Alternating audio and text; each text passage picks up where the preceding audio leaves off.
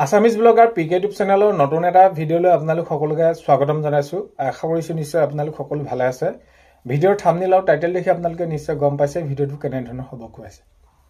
Tutor শিক্ষাগুৰুসকল আৰু venture পৰ্যায়ত থকা বিদ্যালয় মহাবিদ্যালয় প্ৰাধিকৰণ প্ৰক্ৰিয়া শীতকালীন অধিৱেশন অনুষ্ঠিত হ'ল।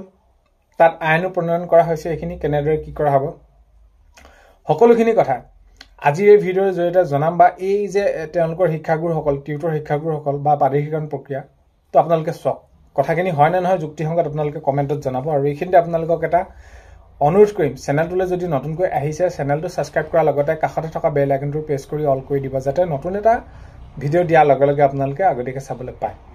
যদি ভিডিঅ'টো চাই ভাল পায় লাইক এটা কৰিব আৰু শ্বেয়াৰ কৰি দিব বুলি আশা কৰিলোঁ। এতিয়া কথাটো হ'ল কি, ভেঞ্চাৰ পৰ্যায়ৰ যিসমূহ বিদ্যালয় মহাবিদ্যালয় আছে আজি প্ৰাধিকৰণ কৰিব লাগে বুলিতো বছৰ বছৰ ধৰি সেইখিনি তেওঁলোকে দাবী উত্থাপন কৰি আহিছে। টিউটৰ শিক্ষাগুৰুসকলে কি সমস্যাৰ মাজেৰে দিন পাৰ কৰিছে, তেওঁলোকৰ সমস্যা সেইখিনি তেওঁলোকে দাবী জনাই আহিছে কোনখিনি কি কৰিব লাগে।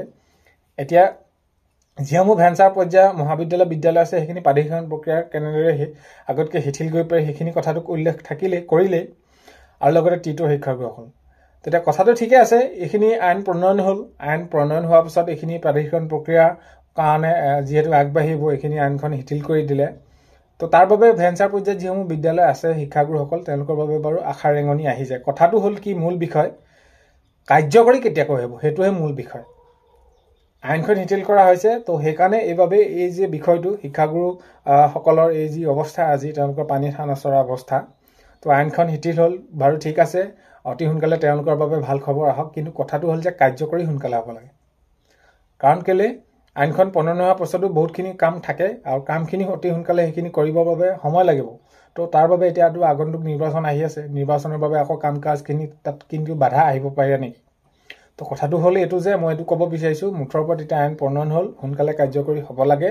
আৰু তাৰ সমান্তৰালকৈ টিউটৰ শিক্ষাগুৰুসকলক কিমান বছৰি কিমান শতাংশকৈ 6% নে কিমান সেইখিনি তেওঁলোকৰ বৃদ্ধি কৰিব কিবা। তো তেওঁলোকৰ মূল যিটো দাবী আছিলে যেনেদৰে বাকী শিক্ষাগুৰুসকলে যেনেদৰে পায় সম পৰ্যায়ত তেনেদৰে তেওঁলোকৰ দৰমহা ক্ষেত্ৰত ইত্যাদি ইত্যাদি তেওঁলোকৰ সেইখিনি পূৰ কৰিব লাগে। তো কাৰ্যকৰী হ'ব লাগে, মূল বিষয়টো সেইটো। তো নিশ্চয় আপোনালোকে বুজিব পাৰিছে মূল বিষয়টো সেইটো মই যিটো ক'ব বিচাৰিছোঁ। তো শিক্ষামন্ত্ৰী ডাঙৰীয়া হওক, শিক্ষা বিভাগ হওক, মাননীয় মুখ্যমন্ত্ৰী মহোদয় হওক, এই যে প্ৰাধিকৰণ প্ৰক্ৰিয়াখিনি কাম কৰিম বুলি কৈছে বা কৰিব লাগে বুলি কৈছে, তো অতি সোনকালে কৰিব লাগে। কৰিলেহে তেওঁলোকৰ শিক্ষাগুৰুসকলে ভৱিষ্যতে দুই এজন কোনোবা অংশগ্ৰহণ কৰিব, যিটো নেকি 2013 চনৰ শিক্ষাগুৰুসকলৰ অৱস্থাটো এতিয়া শোচনীয় অৱস্থাত হৈছে। পানীত হাঁহ নচৰা অৱস্থা, নিজে সেইখন ঘৰত মই গম পাওঁ যিহেতু ভুক্তভোগী, সেইখিনি আমি পাইছোঁ। দেউতা কেনেকুৱা এটা কি অৱস্থাৰ মাজেৰে দিন পাৰ কৰি আছে, 30 বছৰ 33 বছৰ চাকৰি কৰি অৱসৰত এমাহৰ দৰমহা পাই অৱসৰগ্ৰহণ কৰিব লগা হ'ল। আজি কি অৱস্থা, তো তেনেকুৱা যাতে নহওক শিক্ষাগুৰুসকলৰ।